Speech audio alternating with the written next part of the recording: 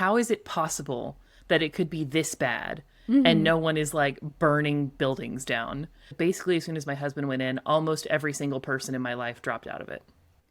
When it's your loved one who's calling you and their cellmate just died of a heart attack while the guard stood there and laughed, like that is the kind of thing that no one deserves to experience. And so when I had the resources again to look outside myself and to advocate for other people, I'm like, I don't ever want anybody to feel like I felt in those weeks and months after he went in. I'm like, look, on any given day, I could be talking to an 8-figure entrepreneur or a homeless person, and they are equally of interest and valuable to me. We're wired for connection, but most of us are faking it to fit in. I'm Tonya Kubo, and this is Find Your Freaks, the podcast that flips the script and spotlights the quirks you thought you had to keep quiet. Subscribe now and head to findyourfreaks.com for show notes and extras. Because around here, what makes you weird makes you wonderful. Normal was never the point.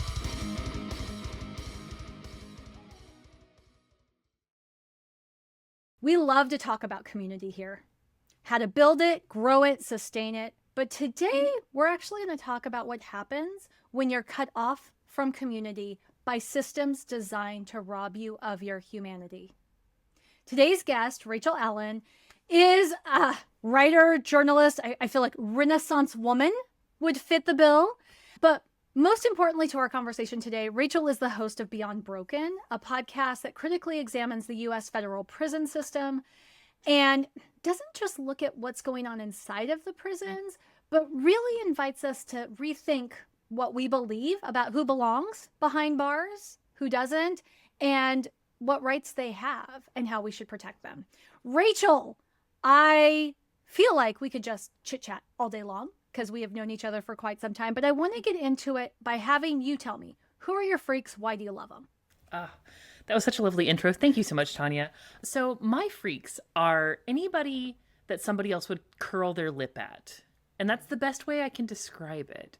Because it's like, it could be people who are incarcerated. It could be, I do a lot of work with the evangelical community because I grew up in that and then left it, but I still understand it. And I've always had a thing for that particular type of underdog where somebody else looks at them and they're like, ugh, gross. As in my mind, I think of all the people who I go, ugh, gross too. I know. Like, and of course I do it too, right? Well, and that's what I love about your passion for the people that others like to other. And I'm just curious, like, where does that come from?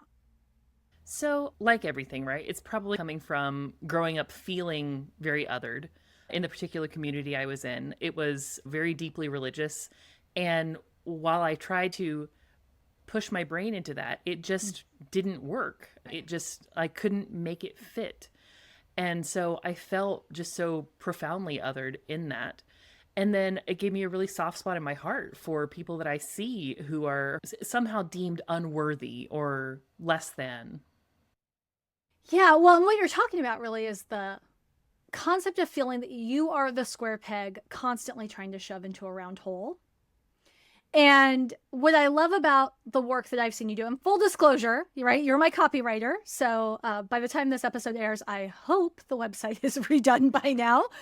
But so, we know each other pretty well. And the idea that, what if you didn't have to shove yourself into the round holes? What if you could just go out there and find a square hole? And so I'm curious for you, did you just fall off a turnip truck one day and be like, this is who I am, this is how it's going to be? Or was there a journey to get there?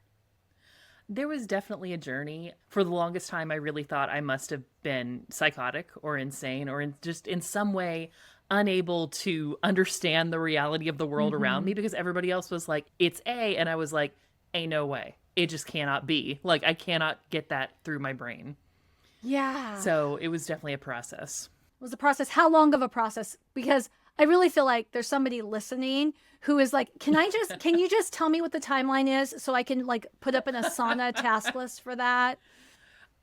Speaking to my heart, I wish I could say it was 6 weeks of dedicated work, but it was really, I would say it was really about 20 years and 2 or 3 mental breakdowns. Okay. All right. So just count it by mental breakdown, I guess. Right, exactly. Those are your milestones, right? And I love that in spite of all of it, because you deal with some really heavy, heavy stuff in your work, Yeah. heavy stuff in your personal life, you never seem to lose your sense of humor. Now, I'm curious if you're like me. Is it like, do you actively try, or is it one of those things where you're just like, at this point, it's laughing or crying, and crying never got me anywhere? Yeah, I mean, it's a load bearing structure for sure. And I definitely have days and weeks, and thankfully in the past months, where everything has just felt so absolutely heavy that it's like, I don't even know if I want to get up tomorrow. But I found like I just have this natural humor. And I think I've seen it help me survive for so long that by now it's second nature. And as you said, it doesn't like the breakdowns are necessary, and when they happen, they happen. But if you try to make a life there, that just makes a bad situation so much worse. So it's like, you know what? Let's find something dumb about this to laugh about, because otherwise, what's the point? It's true. It's true. So, with that in mind, let's take this really to what I know you're passionate about talking about, and it was something that, it's personal. And we knew each other. I can't remember how long we knew each other before you actually told me that your husband was incarcerated. And it was one of those things, it was a Voxer message, and you were like, oh, by the way, you were kind of talking around it, I think. Of course, I didn't know that because I didn't know anything. And then you said, well, I don't know if you know this about me, but my husband's incarcerated. And I remember at one point thinking, well, that hadn't come up before. And then also thinking, well, that's because it's none of my business, actually. Like, you don't owe me that story. But I'm curious, what was going through your mind then? I mean, I don't suppose you can remember, but I imagine you don't lead with that in conversations for a reason. So just talk me through that. Yeah. Like, maybe what has happened, what is your fear when people find out? So funny enough, I actually do remember sending you that message, because the reason that I finally was like, okay, there's no way that I can talk to you in a way that's not going to be weird. I was sending you a Voxer message at like 2 a.m. or something, because I was driving back from Texas, where my husband is, and I live in Tennessee. And it was some sort of message, and I was like, okay, I just need to like get this out for Tonya, because I'm going to be sleeping tomorrow, and we have something we need to move forward with work. So I didn't feel like I could just message you at 2 a.m. without being like, I'm fine. This is a little weird. Also, here's what's going on. But another reason I remember it is because every time I have that conversation with someone, it's really scary. Even if it's someone like you, who I know really well, and who I'm pretty sure is going to be chill about it, and most people are. But every single time I have that conversation and I start to bring it up, I'm like, I have this moment where it's like, are we still going to be friends? Mm-hmm. Or are you going to decide you don't want to know me anymore? Because that's what's happened. Basically, as soon as my husband went in, almost every single person in my life dropped out of it. That's heart-wrenching. Yeah. And did you see it coming? I'm curious, because I don't think I would see it coming. No, I was completely sideswiped. I mean, people I had known for decades, people that I considered to be family, people that I had worked with for, 5-10 years. And sometimes it was the big dramatic blow up of, oh my God, I can't believe you. Like, I don't want to know you anymore.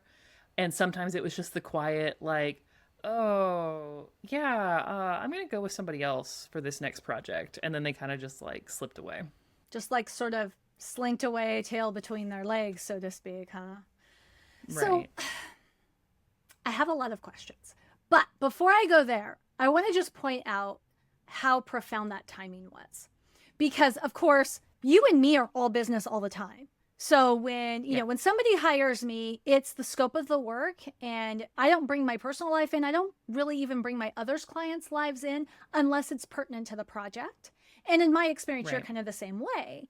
So, what you didn't know about me at the time is I was working for a nonprofit organization that was doing a lot of advocacy around a law that had passed in our state that allowed incarcerated women who gave birth behind bars to actually pump milk and provide milk for their babies, who would presumably be in foster care. And so when you shared that, I just happened to be deeply entrenched in human rights issues around jails and prisons, because the structures are very different and the laws that govern each are very different.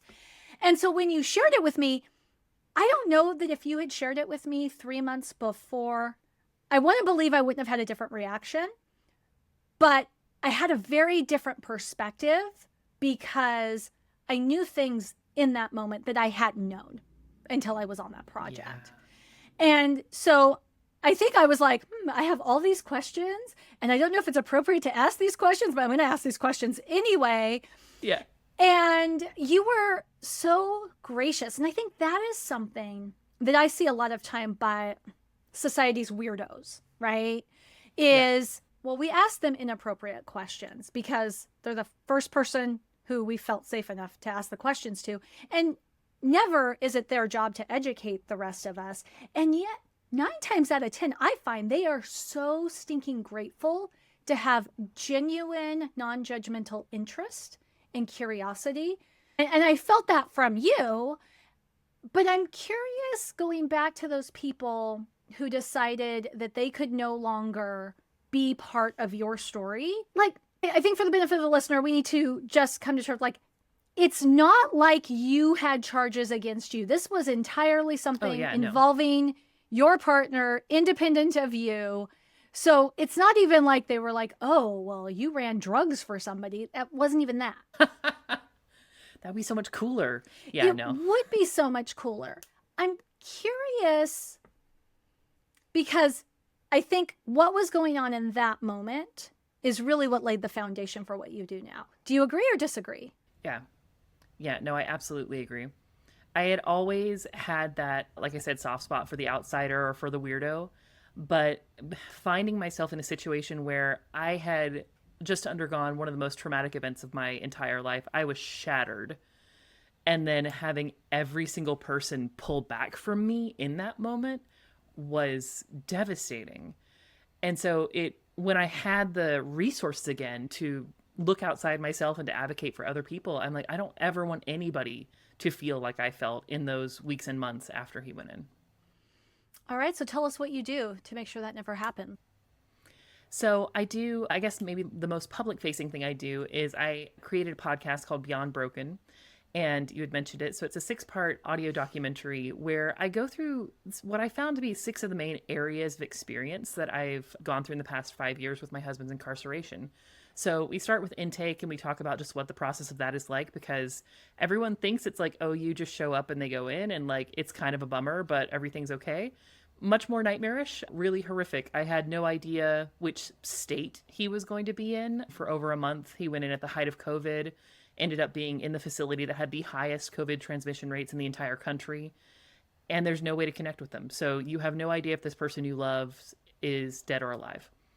So we start with that. Then we go into family, work, the guards, and how this whole system perpetuates.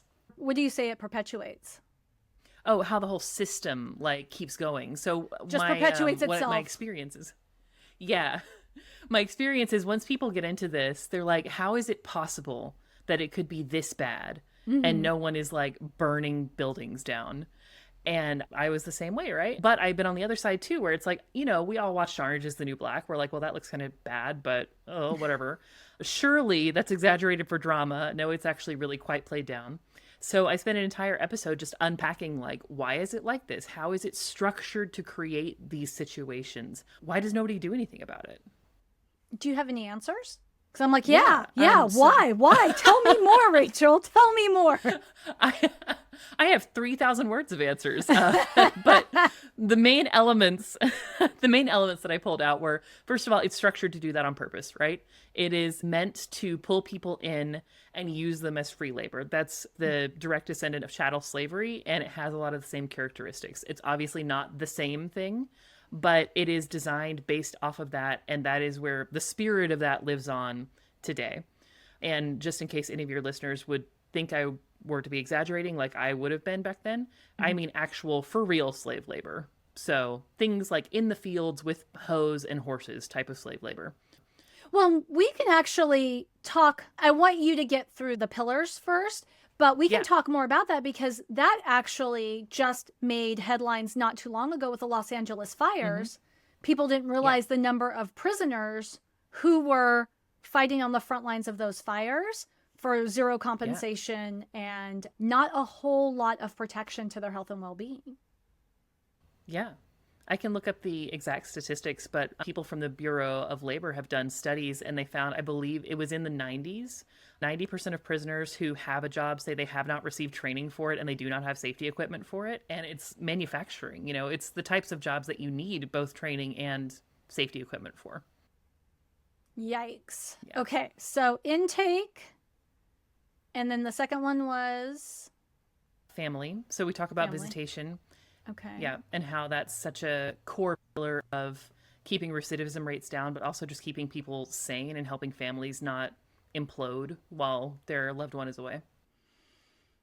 Do you want to share any, like, is the family aspects positive experiences, negative experiences? Is it across the board, or does it lean heavily on one side or the other?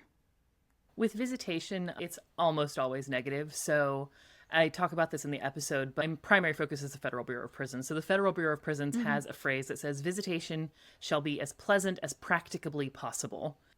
And I got really latched onto that because I was like, this is like, it's a nightmare every time. And the burden is put on these people, primarily women, almost all, you know, very economically disadvantaged, who are destroying their lives to come and see these people over and over again. And it's horrible. So to give you a little example of what a typical visit might be, I would show up at 7:30 to wait in a line for visitation that starts at 8:30 or 9. We sit in a waiting room for an indeterminate period of time when a guard decides to show up to work, because sometimes they show up and sometimes they don't. They will take our paperwork, and so we have to fill out all this personal information about ourselves, show our ID, all that. Once they sort the paperwork out, which can take anywhere from 10 minutes to 3 hours, then we go through an airport security style thing where everybody has to go through the metal detector. Then we wait again for another guard to come and collect us from the visitation area, which again can take anywhere from 10 minutes to 3 hours. And then we finally get back to the visitation room where we sit in hard plastic chairs 3 feet across from our loved ones. And we're very fortunate in that we can do a hug and a kiss at the beginning, but there's no touching in between. And that's it. It's this cold, horrible fluorescent lighting room. And everything in your relationships takes place in those chairs. So all of our dates, our romantic relationship, our marriage with each other, all the like random things you have to talk about in a marriage, it all takes place from 3 feet apart in this horrible chair. Okay, I have words and I have questions. It's hard to know where to go from here because there is so much and yet not enough time, right? So I think what I'd love to do is leave the content of Beyond Broken in Beyond Broken and let listeners who really want to see that underbelly listen to the show. And what I want to talk about is, so your loved one goes in, and I think the fact that you're married is important, and because I do think that there are people listening to this show who still think married people and single people have different rights, right? Like you have different rights to access to your loved one if you're married versus not married. So I think it's important to say that you are married. Yeah. You lost your community. And like, I feel like you are one of the most connected people I know because I met you after all of this.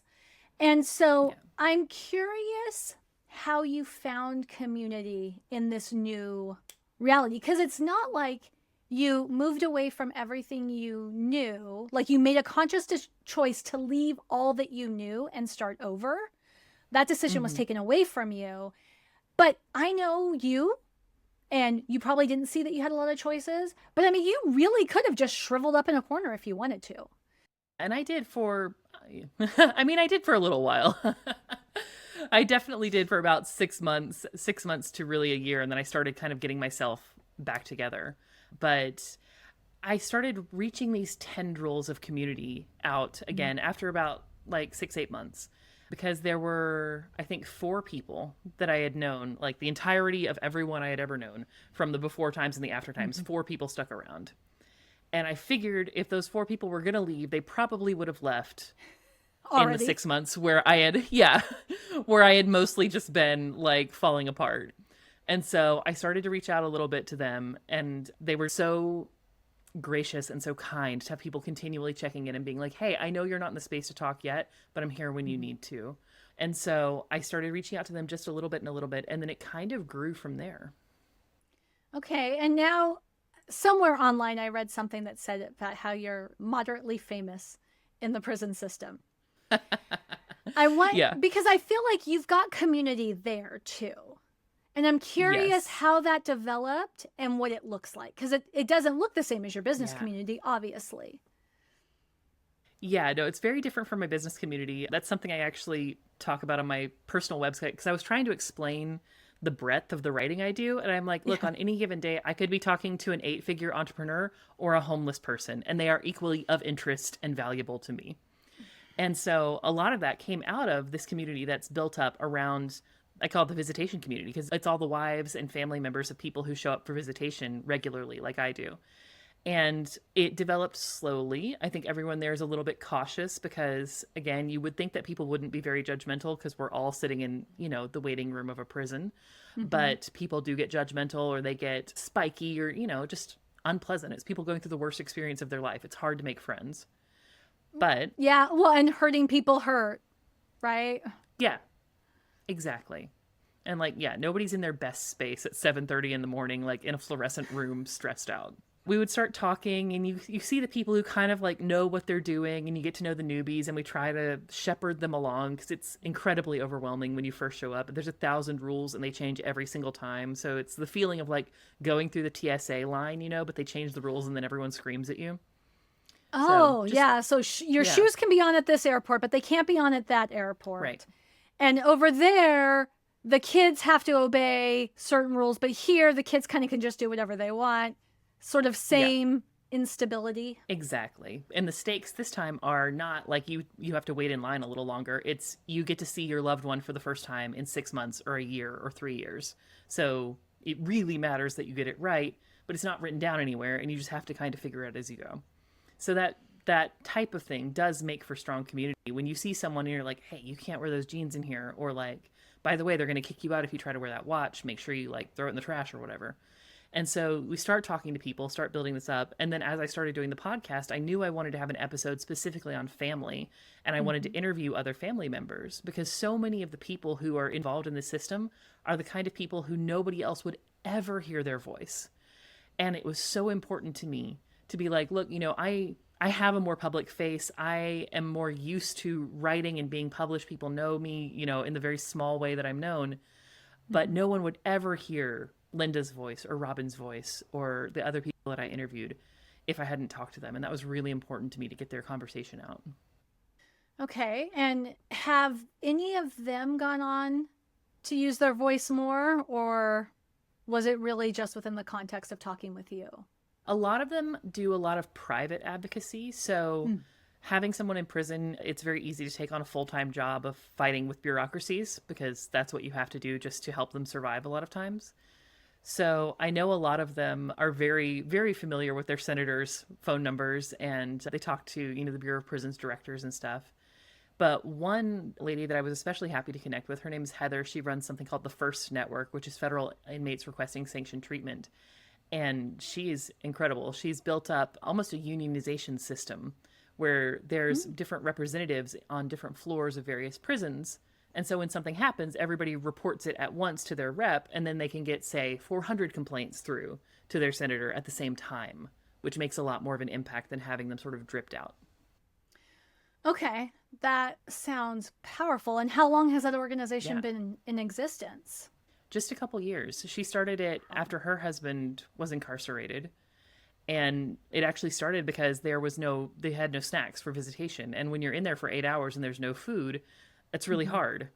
So she, kind of being this sort of self-startery type woman, was like, well, how come there's no vending machines? And the guards said the old ones broke. And so she found the number of the vending machine company and called them and was negotiated a new plan to get them into the prison and got it fixed and kind of went from there. Okay, so I've worked for government. So I understand the bureaucracy from the inside. I really do. And yet, it's like, it just took a phone call. I mean, I'm sure there was more, right? I'm sure there was follow-up and check with this person, check with that person. There's some phone tag and everything. But ultimately, it started with a phone call that like, that's not her job. She's not paid for that. There are Yeah. people who are probably paid to pay attention to the vending machines. There are. Mm-hmm. But the entire attitude of, I would say 99% of the prison staff that I've encountered are, if you don't make me do my job, I'm not going to do it because you can't fire me anyway. They're very heavily unionized, which I'm normally super in favor of. But in this case, it's not very helpful. And yeah, it was somebody else's job. And they actually actively impeded her as she was trying to get this done, because then that's one more thing that they have on their report that they didn't take care of. Okay. So I know. Well, I believe. I don't know, because I don't actually know who listens to this show, right? Like, I don't get those kind of stats. But I imagine, based on what I know about the US and the makeup in the US, I think I can make a strong assumption that there is somebody who's listening who says, so what? If they wanted their rights, if they wanted to be treated like everybody else, they should not have made the decision that got them incarcerated in the first place. And I think it's important to address that question. And I'm going to have you start it, because I have some really stinking strong opinions about it. And I want to make sure that my opinions don't influence what you actually say. So what's your response to that? Because I imagine people have actually said that to you. Yeah, they have. And it's really hard, especially because it's like, but if you only understood how bad it is. It's not like, Right. oh, this is moderately uncomfortable. It's not like it kind of sucks. It's like people are actively dying in horrific and absolutely preventable ways. I could flood you with stats and stories, but I guess the best way I can describe it is anything that you've heard, like you think, oh gosh, I really hope I don't get locked up in whatever other place because you're afraid that something might happen to you. I guarantee you something like that is happening right now to people in our prisons and in our jails. I mean, just to give you the briefest of overviews, like heat stroke deaths, deaths from torture, guards literally torturing prisoners to death on such a scale that people actually pay attention. There's a prison in California where people were gang raping women for decades before anyone did anything. So it's not just like, oh, the food kind of sucks and I'm bored. It's you have a really solid chance of dying from this. And I know that some people do believe that there are crimes that merit death, but I would say, even if that is the case, I don't happen to believe that, but even if that was the case, that shouldn't be for something like a low-level drug charge. That shouldn't be for anything other than the very most extreme cases. And that's just not the majority of people who are incarcerated. It's very easy to think about this in the abstract, right? It's like, oh God, like those people, like think of whoever you hate the most, right? And you think, oh man, those people, like, of course they deserve it. How satisfying would it be if you could visit that vengeance upon them? Sure. And then think about if it's you or your loved one, and you know, maybe you got a bad lawyer and you don't belong there. There's a lot of people wrongfully incarcerated. There's a lot of people incarcerated for things people don't even realize you can be incarcerated for anymore, like debt imprisonment. I didn't even know that was a thing until I started researching this. And I don't believe anyone who can experience the system can then say like, well, so what? Because it's when it's your loved one who's calling you and their cellmate just died of a heart attack while the guard stood there and laughed. Like, that is the kind of thing that no one deserves to experience. Yeah.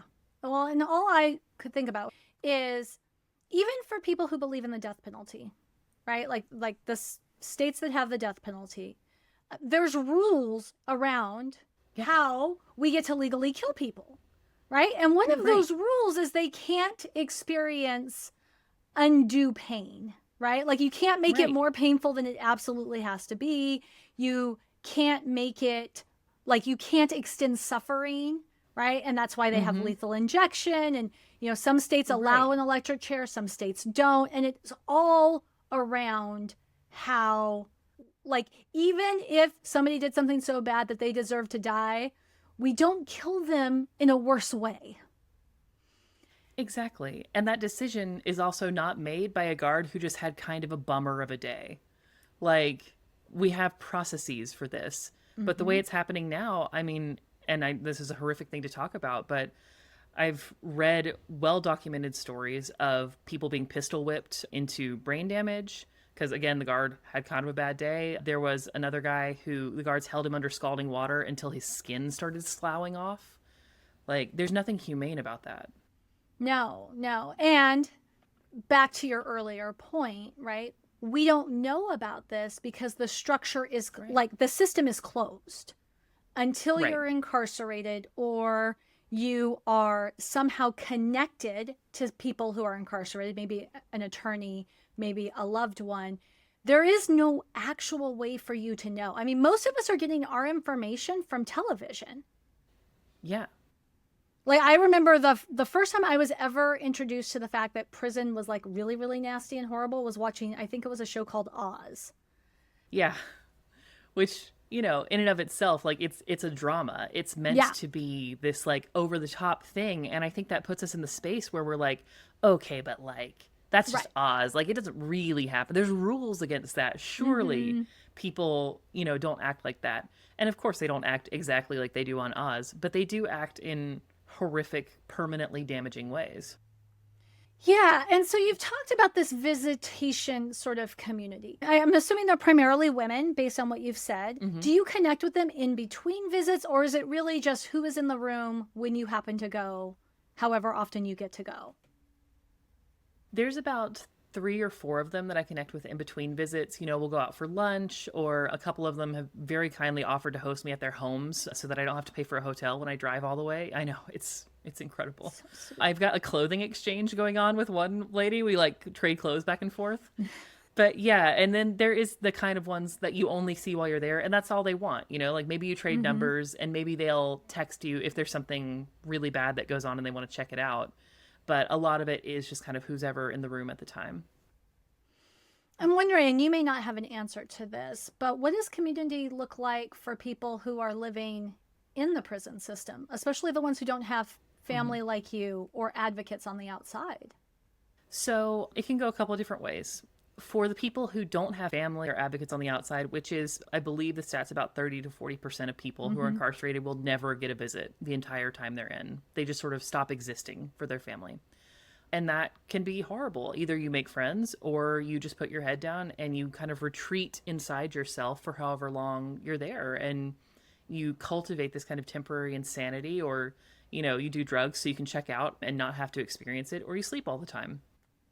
I know in my husband's case, he's a big gamer, a big like TTRPG guy. And so he plays endless games of Dungeons and Dragons and Settlers of Catan and all these stuff. So he has a nice community of like gamer dudes that have gathered around him. And then the other thing people do is they join gangs. Sometimes they also call them cars, like in the federal system, because they ride together. So they'll join a car, and your car is your family while you're there. So they can find community, but it's not necessarily the most healthy. Yeah. You know, you can get very lucky. You can meet cool people. In my husband's case, he's a veteran and he lives in a dorm with a bunch of other veterans. And so they have like that other strand that kind of pulls them together. But it's also, I don't want to spread misinformation and be like, it's so dangerous, everyone's out to get you, because that's not the case. Most people just want to do their time and get home. Like, nobody wants to do this. But if you have a habit of continually putting yourself in situations with bad boundaries, or, you know, if you have something that you're dealing with, like addiction, where you have to feed a need, I think it is very easy to get in with people who don't have your best interest at heart. Yeah. And back to, because it's such a closed system, there's really no checks and balances. There's no outside perspective, really. So you had mentioned that there's a story you never get to tell. And I'm curious if you want to tell it now. Because it was just, it's about a woman with a purse. So tell us about this. This is a woman I see at visitation. I've never spoken to her. We just have never crossed paths. And I tried so hard to fit this into Beyond Broken, but it was just a little detail that I couldn't quite shove in. But this woman, she's, I don't know, probably like a boomer age lady, you know, like she looks like she lives in a nice suburb. We can only bring in transparent purses. So she has her purse, but it has a strap that goes across her body. And I cannot imagine that she understands the implications of this. But the strap says, "Suey, run, pig." And it has a little picture of a pig on it. And it must be a sports thing, right? Like, it has to be. But, like, she is either the bravest, right, or most socially unaware person who visits that system. Right? Or maybe her kids are in FFA. Yeah. Or maybe she's got kids in Maybe. FFA and it was a fundraiser thing. I don't know, but Yeah. wow. Yeah, it delights me every time I see her. And she and her husband just look like the most like buttoned down suburban white people you will ever see. So in my heart, I hope she's a secret badass. That's my dream. Well, I'm just curious. I don't know that I could have like held in the giggle when I first Yeah. noticed. Like, were you able to like poker face it? When I very first saw her, we were actually like back in the visitation room. And so Tommy, my husband's name is Tommy, he saw my face go and he was like, "What did you see?" And I was like, "Oh my God, look at that purse, dude." So we did laugh about it, but we didn't want her to think we were laughing at her too. So we kind of like kept it between ourselves. Gonna keep it on the inside. All right. Right, Well, right, I right. want to. The last question I have is based on something you said before we started recording, which Yeah. is understanding the difference. Well, I'll just actually say it exactly how you did, right? Is how do we know who the right outlaws are to give grace to? Yeah. Talk to me about that. Yeah. And then if you can just give me like a 1 through 5 checklist on that, I would really appreciate it. Totally. Yeah, I actually have a downloadable PDF. We'll link to it in the show notes. Yes, I was hoping you would go there with me. All right, but back to the big question. And no, there is no downloadable PDF with this. Only online business owners get that joke, but yeah, no. All right. So how do you figure that out? So in my case, right, I am inclined to extend everyone at least hearing them out, right? And like it's like, okay, tell me what's going on and I'll see if I believe you or not. And I know that if I actually care about it, I'll do some fact checking and really see. And a lot of times, you either get the sense where you're like, yeah, that tracks, or you're like, all right, man, like, I don't know what's going on, but something about that's weird. And I think you're not telling me the truth. And that's fine. You don't owe me that. But also, I'm going to take a step back because I don't know what's going on and I don't know how to orient myself safely with that. And that's where I start. And I know it's such a bummer because then you have to think about your own responsibility in it, where it's so much easier to be like, well, they have that label, so they're a bad person, so I'm going to stay over here. As opposed to, you're a person, I'm a person, how are we going to navigate this? Yeah, well, and it makes me think, and because I know you have evangelical background, right? It makes me think of the Yeah. difference between grace and mercy, right? I don't know what you were taught, but I Yes. was taught like, mercy is when you don't get the punishment you deserve. And grace is unearned forgiveness, unearned benevolence. And Yeah. the way I see it, right, is like, is grace ever wasted? I mean, even if they're a terrible person, they were a really good liar and they like got you Right. hook, line, and sinker. Like, what's Right. the worst case scenario there? Yeah, no, I totally agree because I think where things get dangerous is when people extend grace and then do something they're not willing to do or do something without understanding the possible consequences of it. There is a lot of fraud that happens with inmates defrauding people on the outside because they have a really good story and then people send them money and it's a whole thing. And I don't recommend that at all. I guess the extent of my grace is there is nothing someone can do that makes me see them as less than human.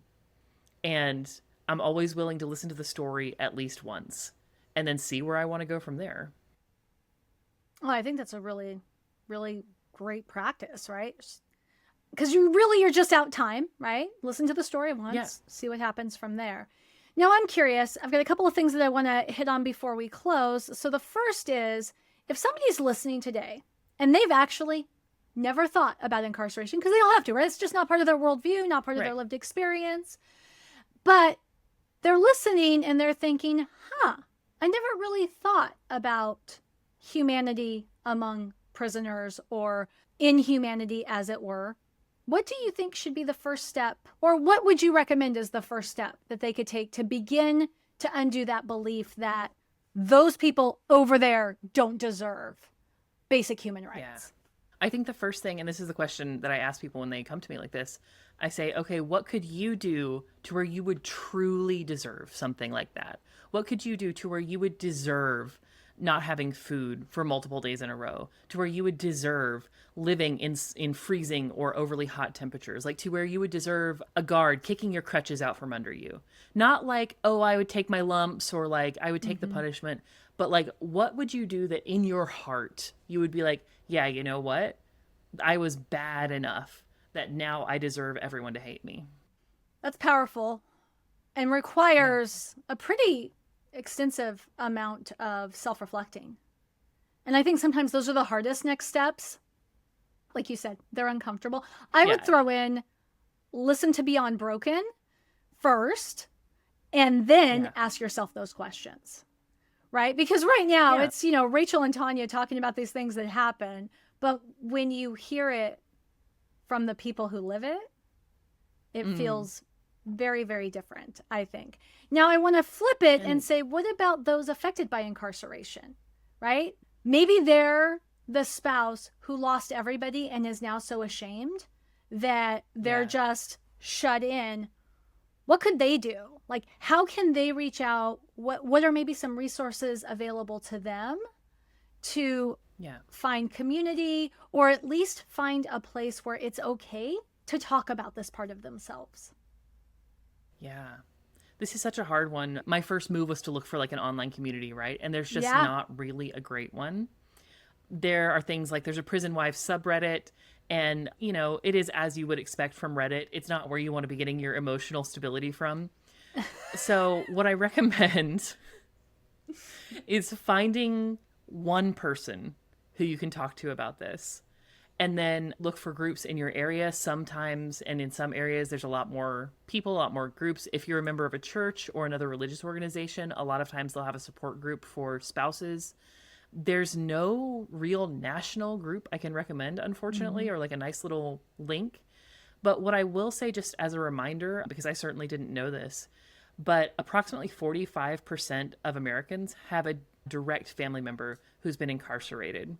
So if you think you're alone, you are extremely not alone.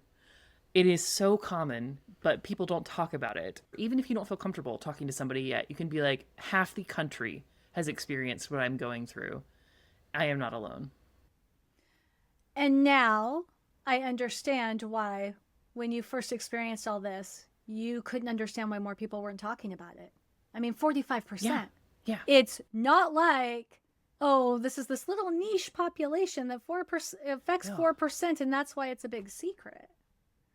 Yeah. Okay, Rachel, we will put all of that in the show notes. I would now like to have our Freak Flags Fly segment. Are you up for some rapid fire questions? It's just 5. We'll see how fast we can get through them. All right, let's do it. I'll answer really fast.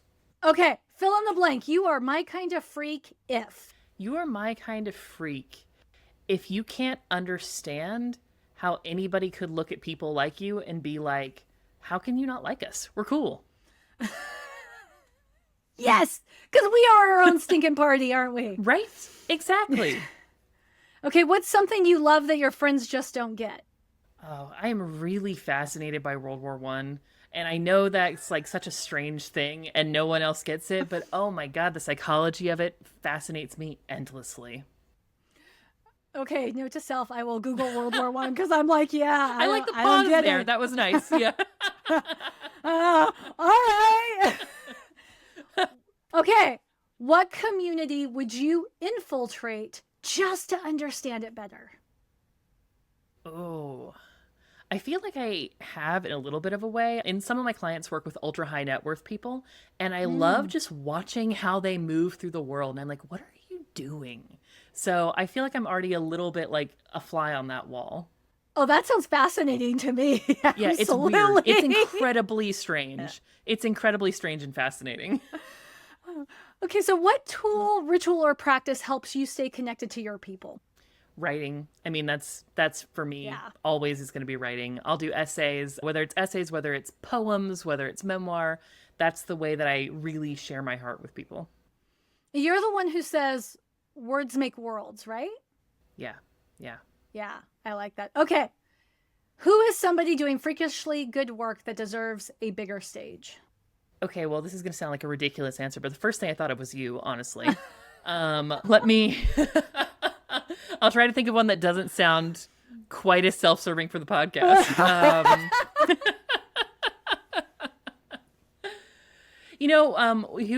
Who I'll shout out is actually Heather Purtle with the First Network. She's doing incredibly powerful, very effective work. And there's a Facebook group. So if you just Google First Network Facebook group or Heather Purtle, she's brilliant. And I want everyone to be able to work with her because she provides very easy, tangible, accessible ways to make a change. Oh my gosh, I love that. And definitely say, hey, Rachel Allen told me I should reach out to you. So Rachel, I just want to say thank you. Thank you for your courage, right? Because this is not easy stuff to talk about, not even in 2025. Just the way that you can tell stories that I don't know how you do it, but it's dark and yet it's not hopeless. And thank you. Just for being here, just being here. So thank you. And I encourage everybody listening to just check out the show notes and get in touch with Rachel. There's a lot of good stuff there. That's it for this episode of Find Your Freaks. To help more weirdos find their way here, subscribe, rate, and leave a review. And if you're craving connection, join the Freak Show at findyourfreaks.com. What makes you weird makes you wonderful. Normal was never the point.